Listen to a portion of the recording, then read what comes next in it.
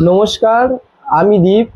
আজকের কোনো আমি রাজনীতির কথা বলতে আসিনি। আজকের আমি এসেছি আমাদের এলাকার বড় একটা সমস্যার কথা নিয়ে। আপনারা সবাই জানেন যে যারা পাথর প্রতিমা বিধানসভার অন্তর্গত, যে লক্ষ্মীকান্তপুর থেকে রামঙ্গা পর্যন্ত যে এলাকাটি আছে, ওখানে কিভাবে নোংরামি চলছে দিনের আলোয় সবার চোখের সামনে, কিভাবে এরা অবৈধ দেহ ব্যবসা চালাচ্ছে এবং পুরো এলাকাটাকে এরা নষ্ট করছে। রাস্তা দিয়ে আমাদের মা বোনেরা শান্তিতে হাঁটতে পারে না এবং ওই রাস্তা দিয়ে প্রতিদিন স্কুল কলেজের ছোট ছোট ছেলে মেয়েরা যাতায়াত করে। তো তাদের ওপরে কিরকম প্রভাব পড়ছে আপনারা একবার চিন্তা করে দেখুন। এই নোংরা কালচার কিন্তু বিজেপি সরকারের তৈরি নয়, এই নোংরা কালচারটা তৈরি করেছিল তৃণমূল সরকারই।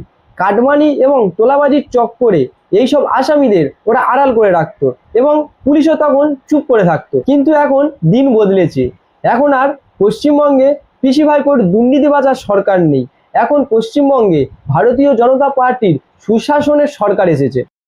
আমি আমাদের সবার প্রিয় মুখ্যমন্ত্রী শুভেন্দু অধিকারী মহাশয়ের কাছে এই ভিডিওর মাধ্যমে অনুরোধ করছি যে আপনি একটু উদ্যোগ নিয়ে এই যে তৃণমূলের জামানায় যে অবৈধভাবে এরা যে দেহ ব্যবসা করছিল, এইগুলো পশ্চিমবঙ্গ থেকে একদম ধুয়ে মুছে সাফ করে দিন। আমি আমাদের এলাকার সাধারণ মানুষকে বলবো যে আপনারা ভয় পাবেন না, রাজ্যে এখন আমাদের সরকার এসেছে। তাই আপনারা এই ভিডিওটা প্রচুর পরিমাণে শেয়ার করুন, যাতে ওপরতলা নেতাদের কাছে ভিডিওটা খুব তাড়াতাড়ি পৌঁছয় এবং এই নোংরা ব্যবসা চিরতরে বন্ধ হয়ে যায়। বন্দে মাতারাম, ভারত মাতা কি জয়, জয় শ্রীরাম, নরেন্দ্র মোদী জিন্দাবাদ, বিজেপি জিন্দাবাদ।